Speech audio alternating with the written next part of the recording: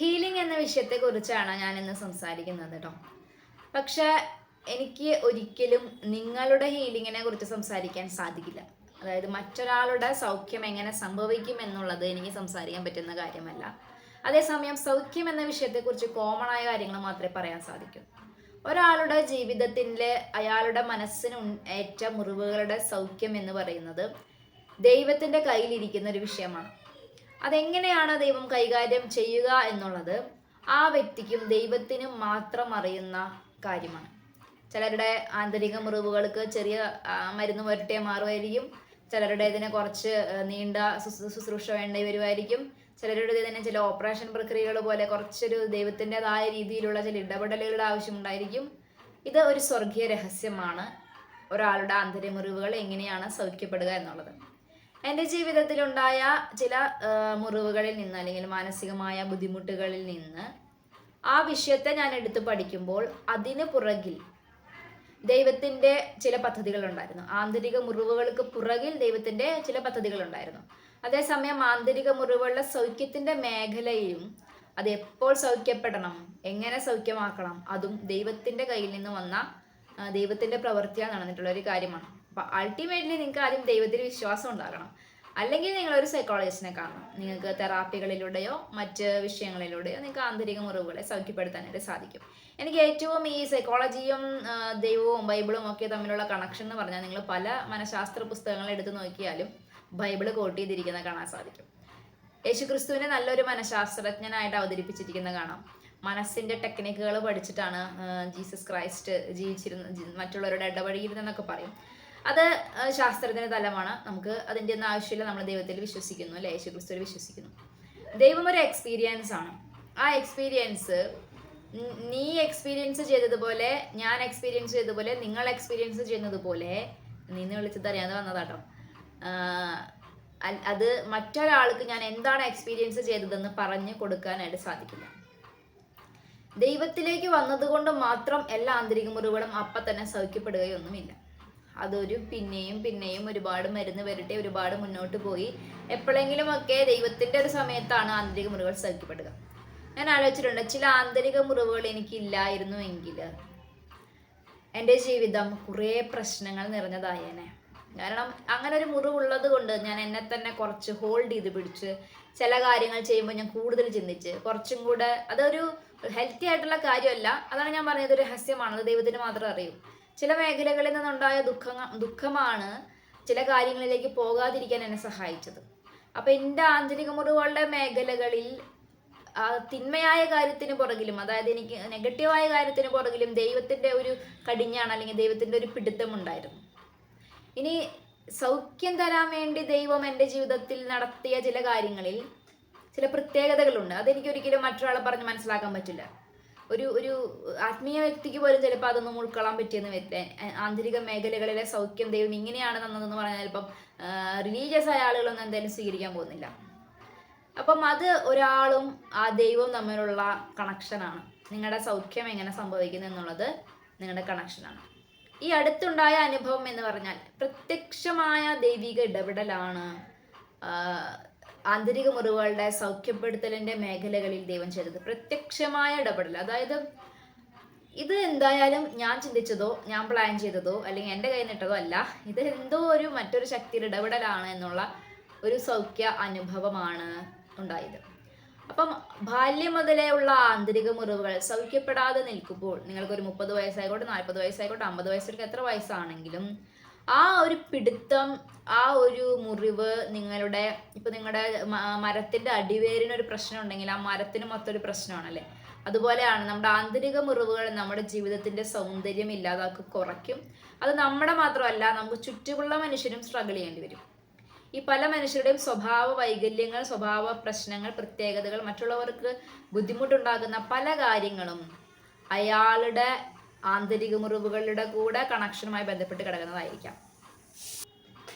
അപ്പം അത് പൂർണ്ണമായും വിശദീകരിക്കുക എന്ന് പറയുന്നത് ഞാൻ പറഞ്ഞില്ല, കുറച്ച് പ്രയാസമുള്ളൊരു കാര്യമാണ്. പക്ഷേ കുറച്ച് കാര്യങ്ങൾ നമുക്ക് ചെയ്യാൻ പറ്റും. ഒന്ന്, നിങ്ങൾ ദൈവത്തിൽ വിശ്വസിക്കണം.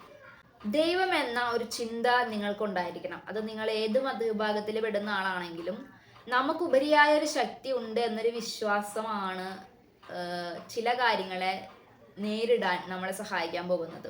നിരീശ്വരവാദികളായ ചിലർ പോലും പറഞ്ഞു കേട്ടിട്ടുണ്ട്, ചില സമയത്ത് ഒരു ഹോപ്പ് ഇല്ലാതാവുമ്പോൾ ദൈവം ഉണ്ടെന്ന് വിശ്വസിക്കുകയാണെങ്കിൽ അതൊരു ഹോപ്പാണെന്നല്ലേ. അപ്പൊ നിങ്ങൾ വിശ്വസിക്കേണ്ടത് നിങ്ങളുടെ ശ്രമം കൊണ്ട് നടക്കാത്ത ചില കാര്യങ്ങൾക്ക് മുകളിൽ ഒരു അസാധാരണമായ ഒരു ശക്തിയുടെ ഇടപെടൽ ഉണ്ടാകും എന്ന് നിങ്ങൾക്ക് ധൈര്യമായിട്ട് വിശ്വസിക്കാം. അങ്ങനെ നിങ്ങൾ വിശ്വസിച്ചാലേ സൗഖ്യം കിട്ടും. ഇനി നിങ്ങൾക്ക് രണ്ടാമത് ചെയ്യേണ്ട കാര്യം, സൗഖ്യപ്പെടാൻ നിങ്ങൾ ആഗ്രഹിക്കണം. ചില മനുഷ്യർക്ക് ശരിക്കും സൗഖ്യപ്പെടാൻ ആഗ്രഹമില്ല. അവർ പണ്ടത്തെ ആ മുറിവുകൾ ഇങ്ങനെ കെട്ടിപ്പിടിച്ചുകൊണ്ടിരിക്കും. ഞാനും കുറെ കാലം മുമ്പൊക്കെ അങ്ങനെ പെടുന്ന ഒരാളായിരുന്നു കേട്ടോ. വിക്ടിമൈസേഷൻ, നമ്മൾ സ്വയം വിക്ടിം ആവാൻ ഇഷ്ടപ്പെടുന്നു. ഞാൻ എൻ്റെ ഭർത്താവിനാൽ സ്നേഹിക്കപ്പെടുന്നില്ല, എൻ്റെ മക്കൾ എന്നെ സ്നേഹിക്കുന്നില്ല, എനിക്ക് അമ്മയുടെ അപ്പൻ്റെയും സ്നേഹം കിട്ടിയിട്ടില്ല. 20 വയസ്സാകുമ്പോഴും ഓക്കെ, നമുക്ക് അവർ യങ്ങാണ്, 40 വയസ്സായാലും 50 വയസ്സായാലും എൻ്റെ അപ്പനെ അമ്മ എന്നെ സ്നേഹിച്ചിട്ടില്ല, അതുകൊണ്ട് ഞാനിങ്ങനെയായിപ്പോയി എന്ന് പറയുന്നതൊന്നും ശരിയല്ല. നമ്മൾ ജീവിതം എന്ത് തന്നു എന്നത് ചിലപ്പോൾ നിങ്ങൾക്ക് സ്നേഹം കിട്ടിയിട്ടുണ്ടാവില്ല, ഓക്കെയാണ്. പക്ഷെ നമ്മൾ എപ്പോഴും ഒരു വിക്ടിമായിട്ടിരിക്കരുത്. നമുക്ക് എല്ലാവരും എന്തൊക്കെയോ കാര്യങ്ങളാണ് ലോകത്ത് നടക്കുന്നല്ലേ. എൻ്റെ അപ്പൻ്റെ അമ്മേനും സ്നേഹം എനിക്ക് കിട്ടിയിട്ടില്ലത് കൊണ്ടും നിങ്ങൾക്ക് ഭക്ഷണം തന്നില്ലേ, അവർ വസ്ത്രം തന്നില്ലേ, എന്തെങ്കിലുമൊക്കെ അവർ തന്നു കാണില്ലേ. അപ്പം എല്ലാവരുടെയും ജീവിതം പെർഫെക്റ്റ് അല്ലല്ലോ. ഇനി ഇത് അപ്പനും അമ്മയും ഇല്ലാത്ത എത്രയോ പേരുണ്ട്. അങ്ങനെ എന്തെങ്കിലുമൊക്കെ ഒരു സൊല്യൂഷൻ കണ്ടെത്തിയിട്ട് നിങ്ങളിങ്ങനെ അതും തന്നെ പറഞ്ഞിരിക്കുന്നത് അവസ്ഥ മാറ്റി ഞാനുണ്ട് നമ്മളെങ്ങനെ അതേ ഒരു മുറിവിനെ കെട്ടിപ്പിടിച്ചുകൊണ്ട് ഇരിക്കരുത്. തലച്ചോറിൻ്റെ ഒരു പ്രത്യേകതയാണ്, പെയിൻ നമ്മൾ ഇഷ്ടപ്പെട്ട് തുടങ്ങും. ഒരു സ്റ്റേജിൽ നമ്മൾ പെയിൻ എക്സ്പീരിയൻസ് ആയി കഴിഞ്ഞു കഴിഞ്ഞാൽ ആദ്യമൊക്കെ നമ്മൾ റെസിസ്റ്റ് ചെയ്യും. നമുക്ക് ആദ്യമൊക്കെ ഈ പെയിൻ ഉള്ള അനുഭവങ്ങൾ ഉണ്ടാകുമ്പോൾ നമ്മൾ അതിനെ എതിർക്കും. പക്ഷേ കുറച്ച് കഴിയുമ്പോൾ ഈ പെയിനെ നമ്മൾ ഇഷ്ടപ്പെട്ട് തുടങ്ങും. നമുക്ക് ആ പെയിനിൽ നിന്നും പുറത്ത് കിടക്കാൻ തോന്നില്ല. പുറത്ത് കിടക്കാൻ അവസരം വന്നാലും നമ്മൾ പറയും വേണ്ട, എനിക്ക് താല്പര്യമില്ല, ഞാൻ ഈ പെയിനിൽ തന്നെ ഇരിക്കാൻ ഇഷ്ടപ്പെടുന്നു. ഞാൻ ചിലരോട് സംസാരിക്കുമ്പോൾ എനിക്കറിയാം അവർക്കൊരു താല്പര്യമൊന്നുമില്ല, രക്ഷപ്പെടണമെന്നും താല്പര്യമില്ല, ഒന്ന് പോസിറ്റീവായിട്ട് ജീവിക്കണമെന്നും താല്പര്യമില്ല. അവർക്ക് ഇങ്ങനെ എപ്പോഴും വിക്ടിമായിട്ട് സഹതാപം കിട്ടണം, മറ്റുള്ളവർ സഹതപിക്കുമല്ലോ, ഇങ്ങനത്തെ തങ്ങളുടെ ദുഃഖങ്ങൾ പറഞ്ഞ് മറ്റുള്ളവരൊപ്പം ഇതാക്കുമല്ലോ, അങ്ങനെയൊക്കെയാണ് ചിലർക്ക്. അത് അവരുടെ കുറ്റം ഞാൻ പറയുന്നില്ല, അവർക്ക് കെയറും സ്നേഹമൊക്കെ കിട്ടാത്തത് കൊണ്ടാണ് അങ്ങനെ ഒരു ആറ്റിറ്റ്യൂഡ് ക്രിയേറ്റ് ആവുന്നത്. പക്ഷെ നമ്മൾ പൊളിച്ചെഴുതി നടത്തണം. നമ്മുടെ ചിന്താതലങ്ങളെ, നമ്മുടെ ചിന്തിക്കുന്ന രീതികളെ നമ്മൾ പൊളിച്ചെഴുതണം. ഒരു സമയം കഴിഞ്ഞ് കഴിഞ്ഞാൽ നമ്മൾ ഓൾറെഡി ഫിക്സഡ് മൈൻഡിലേക്ക് മാറും. പക്ഷെ നിങ്ങൾക്ക് സൗഖ്യം ആവശ്യമുണ്ടെങ്കിൽ നിങ്ങൾ ഓപ്പൺ ആവണം. നിങ്ങൾക്ക് സൗഖ്യം വേണമെന്ന ആഗ്രഹമുണ്ട്. നിങ്ങളുടെ ഹൃദയം ഇങ്ങനെ പൊട്ടി അടച്ചാൽ നിങ്ങൾക്ക് സൗഖ്യം കിട്ടില്ല. നിങ്ങൾക്ക് സൗഖ്യം കിട്ടണം. അപ്പം മാതാപിതാക്കളുടെ സ്നേഹം കിട്ടുന്നില്ല എന്നുള്ള വിഷമാണ്, അത് മുറിവ് തന്നെയാണ്. ചിലപ്പോൾ ജീവിതകാലം മുഴുവൻ നിങ്ങൾക്ക് ഇത് കിട്ടാം. അങ്ങനെ ഭയങ്കര ഗൗരവക്കാരായ മാതാപിതാക്കളുണ്ട്, സ്നേഹം പ്രകടിപ്പിക്കാത്ത മാതാപിതാക്കളുണ്ട്, അതൊക്കെ ദുഃഖം തന്നെയാണ്. പക്ഷെ ഈശോ എന്താ പറഞ്ഞേക്കുന്നത്? നീ എന്നെ പ്രതി ഉപേക്ഷിക്കുന്നതെല്ലാം നിനക്ക് ഞാൻ തിരിച്ചു തരും. മറ്റാരിലൂടെയെങ്കിലും സ്നേഹാനുഭവങ്ങൾ ദൈവം നിങ്ങൾക്ക് വേണ്ടി തരും.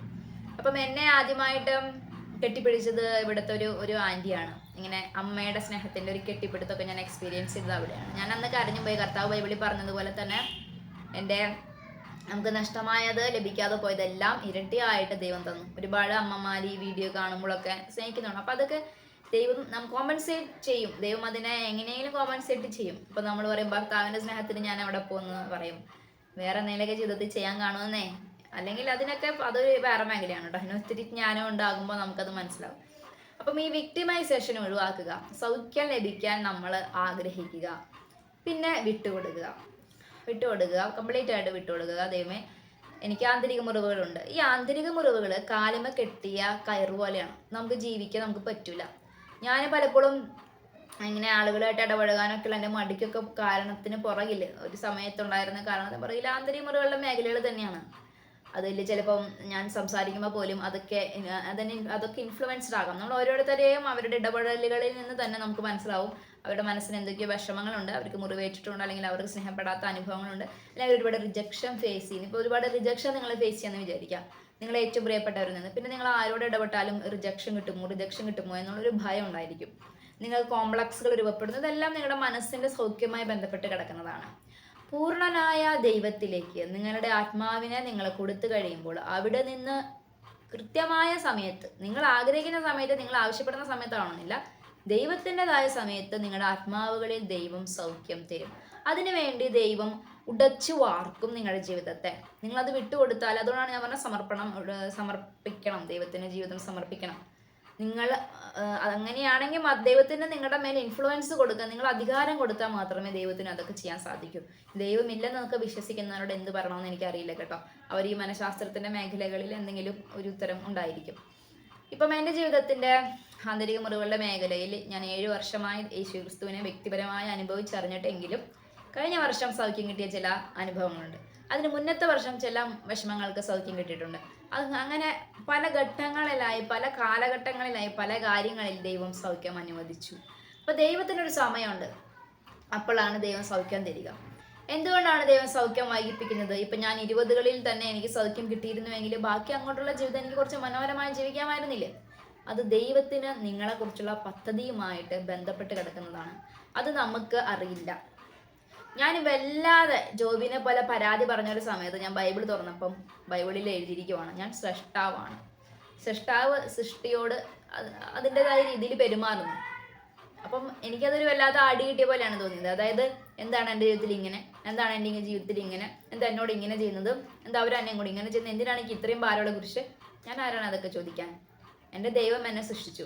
കളിമണ്ണും പാത്രത്തിനെ ദൈവം സൃഷ്ടിച്ചു. അത് നല്ല ഫ്ലവർ ഫേസ് ആവാൻ വേണ്ടി രൂപപ്പെട്ട പാത്രമുണ്ട്. മോശം എന്ന് വെച്ചാൽ ആവശ്യമില്ലാത്ത വസ്തുക്കൾ ഇട്ട് വയ്ക്കാൻ വേണ്ടിയും മണ്ണുകൊണ്ട് ഉണ്ടാക്കുന്നു എന്നുണ്ടെങ്കിൽ, അങ്ങനെ ഉണ്ടാക്കാൻ ഒരു കളിമണ്ണ് പാത്രത്തിൽ ഉണ്ടാക്കാൻ ഒരു കുശവൻ വിചാരിക്കുകയാണെങ്കിൽ കളിമണ്ണ് പാത്രത്തിന് എന്താ അഭിപ്രായമാണ് പറയാനുള്ളത്? അപ്പം അങ്ങനെയൊക്കെ നിങ്ങൾക്ക് ചില ബോധോദയങ്ങൾ ഉണ്ടാകും നിങ്ങളെക്കുറിച്ചും നിങ്ങളുടെ ജീവിതത്തെക്കുറിച്ചും ഒക്കെ. അത് നിങ്ങളും ദൈവം തമ്മിലുള്ള ബന്ധത്തിൽ നിന്നുണ്ടാകുന്നതാണ്. നിങ്ങളുടെ ആന്തരിക മുറിവിൻ്റെ മേഖലകളിൽ പല രീതിയിൽ പലപ്പോഴായി ദൈവം സൗഖ്യം തരും. ഇനി ഇത് ദൈവത്തിൽ നിന്ന് തന്നെ നേരിട്ട് ഒരു ശക്തി ഇറങ്ങി വന്ന് നിങ്ങളെ തൊടണം, അങ്ങനെയൊന്നും നിങ്ങൾ വാശി പിടിക്കരുത്. ദൈവം നമുക്ക് ചുറ്റുമുള്ള മനുഷ്യരിലൂടെയാണ് പലപ്പോഴും സൗഖ്യം തരിക. എനിക്ക് ചിലരെ അറിയാം, അവരെ ദൈവം സൗഖ്യപ്പെടുത്താനായിട്ട് ഒരുപാട് ആഗ്രഹിക്കുന്നുണ്ട്, ഒരുപാട് ഇടപെടലുകൾ നടത്തുന്നുണ്ട്. പക്ഷെ അവരും അതിനോട് സഹകരിക്കുന്നില്ല. അപ്പൊ എൻ്റെ ജീവിതത്തിന്റെ ആന്തരിക മുറിവിന്റെ മേഖലയിൽ സഹകരിക്കാത്തിടത്തോളം ഞാൻ സൗഖ്യപ്പെടില്ല. ഈ ശരിക്കും നമ്മുടെ സൗഖ്യം നമ്മളെക്കാൾ കൂടുതൽ ആഗ്രഹിക്കുന്ന ദൈവം തന്നെയാണ്. പിന്നെ ദൈവത്തിന് അതിൻ്റെതായ കാര്യങ്ങളും കാരണങ്ങളും ഉണ്ടായി. നമുക്ക് ഒരിക്കലും കംപ്ലീറ്റ് ആയിട്ട് ദൈവത്തെ നമ്മുടെ ബുദ്ധി കൊണ്ട് അളക്കാൻ പറ്റുന്ന ആളല്ലല്ലോ. അപ്പോൾ സൗഖ്യം നമുക്ക് ആവശ്യമാണ് എന്നുള്ളപ്പോൾ ദൈവം പലരിലൂടെയും അത് കൊണ്ടുവരുമ്പോൾ അതിനോട് സഹകരിക്കണം. ഒരിക്കൽ നിങ്ങൾ ഒരാൾ മോശമായിട്ട് പെരുമാറി, നിങ്ങളുടെ ആന്തരിക മുറിവുണ്ട്, അപ്പം ഞാനോട് ഒരാൾ പറഞ്ഞാണ്, അപ്പം ഞാനിനി അവനോടൊരു ബന്ധമില്ല, ഞാൻ വഴിക്ക് പോകുന്നില്ല. അങ്ങനെയല്ല. അയാളിൽ ദൈവം ഒരു മാറ്റം വരുത്തിയിട്ടുണ്ടെങ്കിലോ, അയാൾ നിങ്ങളോടൊന്ന് സ്നേഹത്തോടെ സംസാരിച്ചു കഴിഞ്ഞാൽ തീരുന്ന സുഖപ്പെടുന്ന ആന്തരിക മുറിവാണെങ്കിലോ, അപ്പം നമ്മളൊരു ചാൻസ് പോലും കൊടുക്കാതിരിക്കുമ്പോൾ എങ്ങനെയാണ് നമുക്ക് മനസ്സിലാവുന്നത്? ഈ മുറിവ് ഉണങ്ങാനുള്ള ആ സാധ്യത നമ്മൾ അടച്ചു കളയുമല്ലേ. ആ വ്യക്തികൾക്ക് മാറ്റം വന്നിട്ടുണ്ടെങ്കിലോ.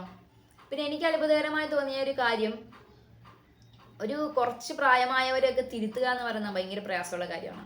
അവർ ഓൾറെഡി ജീവിതാനുഭവങ്ങളുടെ സമ്പന്നതയൊക്കെ ഉണ്ട്. അപ്പോൾ അവരൊരിക്കലും ഇപ്പം വീഡിയോസൊക്കെ കാണുന്നത് തന്നെ എനിക്ക് വലിയ കാര്യമായിട്ട് തോന്നുന്നു. നിങ്ങളുടെ അത്രയൊന്നും അറിവ് എനിക്കില്ല. എന്നാലും ഈ അവരുടെ ക്യാരക്ടർ മാറ്റത്തില്ല അല്ലേ. പ്രായമായ ആളുകൾക്ക് ഒരു ബിഹേവിയർ ഉണ്ടായിട്ടുണ്ടാവും. അത് അവരുടെ തെറ്റല്ല, അവർക്ക് ഇത്തരം ജീവിതാനുഭവങ്ങളും കാര്യങ്ങളൊക്കെ ഉണ്ട്. അപ്പോൾ അവരത് മാറ്റില്ല. പക്ഷെ എന്തെങ്കിലും നിങ്ങളുടെ അത്രയും പ്രായമായ ആളുകൾ നിങ്ങൾക്ക് ആന്തരിക മുറിവുണ്ട്, എന്നെ അത്ഭുതപ്പെടുത്തിയിട്ടുള്ള കാര്യം, അവർ പോലും സ്വയം തിരുത്തി നമുക്ക് സൗഖ്യം തരുന്ന അനുഭവങ്ങളിലേക്ക് വരുന്നു. ദൈവം മറ്റുള്ള മനുഷ്യരിൻ്റെ മനസ്സിൻ്റെ ഉള്ളിൽ ഒരു പരിവർത്തനം നടത്തുന്നു നമുക്ക് സൗഖ്യം ലഭിക്കാൻ വേണ്ടിയിട്ട്. അതെനിക്ക് ഭയങ്കര അത്ഭുതകരമായിട്ട് തോന്നി. ഒരു പക്ഷെ കുറച്ച് കാര്യം നോക്കുമ്പം അയാൾ മറ്റുള്ളവരോടൊക്കെ അതേ രീതിയിൽ തന്നെ ബിഹേവ് ചെയ്യുന്നുണ്ട്. പക്ഷെ എനിക്ക് സൗഖ്യത്തിൻ്റെ സമയമായപ്പോൾ, എനിക്ക് സൗഖ്യം തരേണ്ട കാലഘട്ടമായെന്ന് എൻ്റെ ദൈവത്തിന് മനസ്സിലായപ്പോൾ, എന്നെ വേദനിപ്പിച്ച് അവരൊക്കെ വളരെ നോർമലായിട്ട് സംസാരിക്കും. ഞാൻ ദൈവമേ, ഇവരല്ലേ പണ്ട് അങ്ങനെ പറഞ്ഞവർ, ഇവരിപ്പം ഇങ്ങനെ പറയുന്നതെന്ന് ഓർത്തു. ഇനി ഈ ഒരു സൗഖ്യാനുഭവത്തിന് വേണ്ടി നിങ്ങൾ ചെയ്യേണ്ട കാര്യമാണ് പുണ്യങ്ങൾ ചെയ്തുകൊണ്ടിരിക്കുക, നന്മകൾ ചെയ്തുകൊണ്ടിരിക്കുക, ദൈവത്തോട് ചേർന്ന് നിൽക്കുക. ദൈവം നിങ്ങൾക്ക് തീർച്ചയായിട്ടും സൗഖ്യാനുഭവങ്ങൾ അനുവദിക്കും. ദൈവം നിങ്ങളെ സൗഖ്യപ്പെടുത്തും. ദൈവത്തോട് ചേർന്ന് നിൽക്കുക. ദൈവം തീർച്ചയായിട്ടും നിങ്ങൾക്ക് സൗഖ്യാനുഭവങ്ങൾ തരും.